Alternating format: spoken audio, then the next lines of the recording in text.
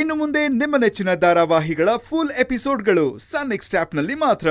ಪ್ರೀತಿನೂ ನಿನಗೆ ತೋರಿಸ್ಬೇಕು, ಕೋಪನೂ ನಿನಗೆ ತೋರಿಸ್ಬೇಕು. ಪ್ರೀತಿಯಿಂದ ಮಾತಾಡಿಸುವಾಗ ನಗ್ತೀಯ ತಾನೆ, ಕೋಪದಲ್ಲಿ ಮಾತಾಡಿದಾಗ ಮುಖ ಬೋಂಡ ಥರ ಉಚ್ಕೊಂಡಿದ್ಯಾ? ಮತ್ತೆ ಬೈದ್ರೆ ಬೇಜಾರಾಗ್ದಿರತ್ತಾ? ಓಹೋ, ಬೇಜಾರಾಗತ್ತ ನನ್ನ ಹೆಂಡತಿಗೆ? ಹಾಗಾದ್ರೆ ದಿನ ಬೈತೀನಿ ಬಿಡು. ಹಾ, ಬೈತೀರಾ ದಿನ ಬೈದೆ ಇನ್ನೇನ್ ಮಾಡ್ತೀರಾ? ನಾನೊಬ್ಳು ಬಿಟ್ಟು ಸಿಕ್ಕಿದ್ದೀನಲ್ವಾ?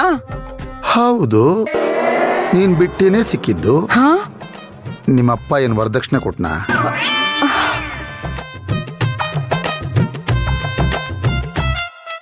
ಈಗೇನು ನೀನ್ ನಗ್ತೀಯಾ ನಗಲ್ವಾ? ನೀನಿದೇ ತರ ಕೋಪ ಮಾಡ್ಕೊಂಡಿದ್ರೆ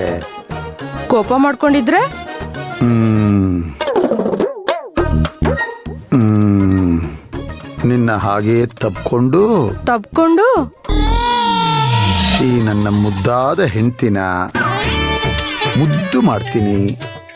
ಓ, ಮುದ್ದಾಡಿ? ಅವೆಲ್ಲ ಹೇಳಕ್ಕಾಗಲ್ಲ ಸುಮಾ. ಓಹೋ, ಮುದ್ದು ಮಾಡಿ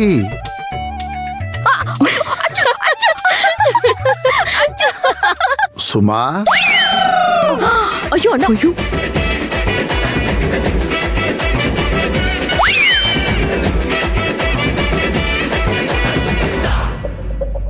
ಯಾರೋ ಹೊಸಬರು ಬಂದಿದ್ದಾರೆ ಮನೆಗೆ. ಯಾರಿದು? ಬಹಳ ಹೊತ್ತಿಂದ ಇಬ್ರು ಮುದ್ದಾಗಿ ಮಾತಾಡ್ತಾ ಇದ್ರಿ. ಯಾರದು?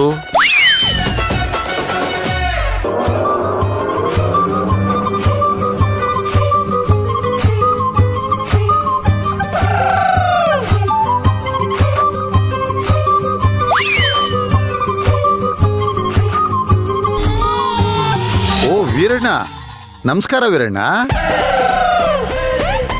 ನೀವು ವೀರಣ್ಣ, ನಾವ್ಯಾರಣ್ಣ?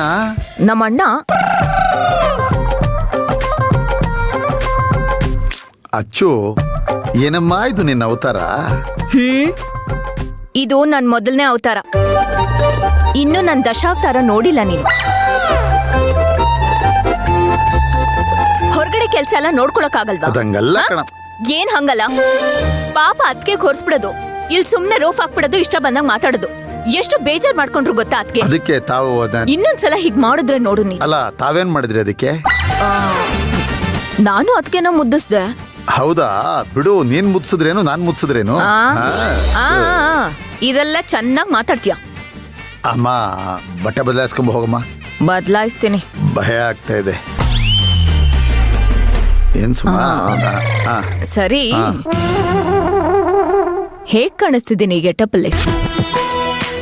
ಆಹಾ ಆಹಾ ಆಹಾ, ನಮ್ಮಮ್ಮ ನನ್ನ ದೃಷ್ಟಿನೇ ತಾಕ್ಬಿಡುತ್ತೆ ಕಣಮ್ಮ. ನಿಜ? ಹೇಗಿದೆಯಾ ಅಂತಂದ್ರೆ ನೀನು ಮಾತುಗಳಲ್ಲಿ ಹೇಳಕ್ಕಾಗಲ್ಲ. ನನ್ನ ತಂಗಿ ಅಂತಂದ್ರೆ ಏನು ಅಲ್ವಾ ಸುಮ್ಮ? ಸರಿ, ಇವಾಗ ಅದಕ್ಕೆ ಕೇಳೋಣ.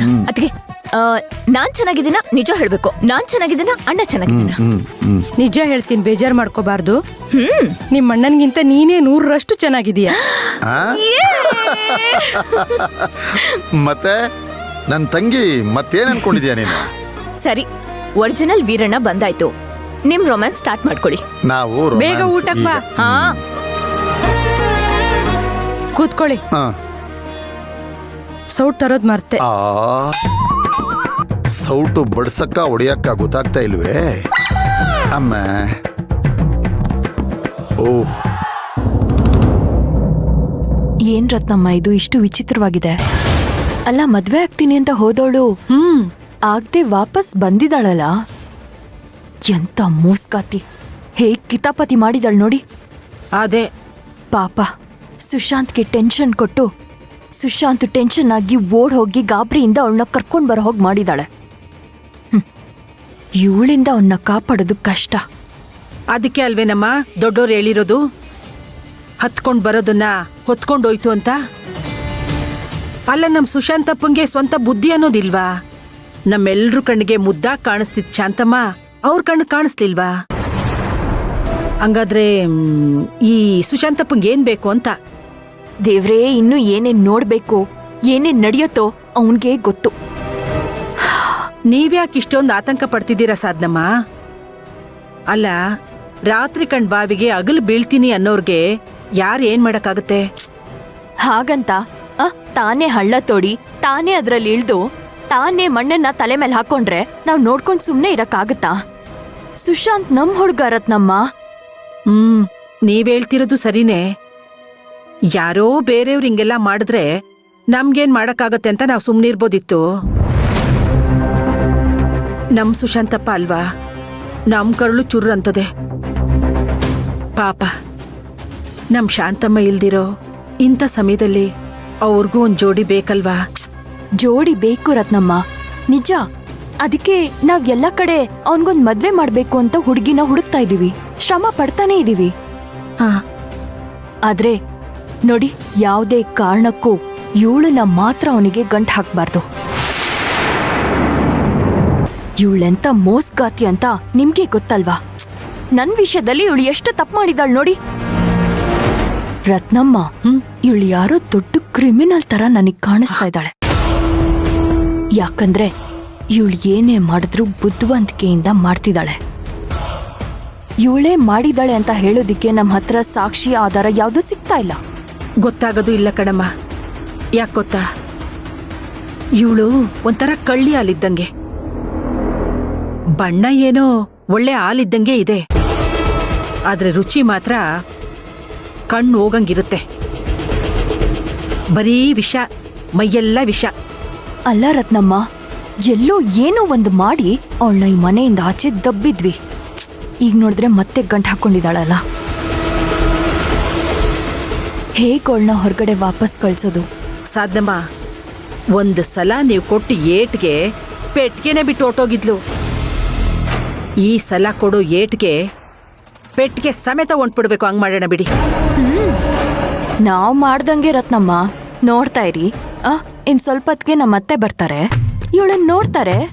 ನೋಡಿದ ತಕ್ಷಣ ಅಯ್ಯೋ ನನ್ ಚಿನ್ನ, ಮುದ್ದು ಬಂಗಾರ, ಅಪ್ರಂಜಿ, ನನ್ ಮುದ್ದು ಮರಿ ಅಂತ ಮುದ್ದಾಡ್ತಾರೆ.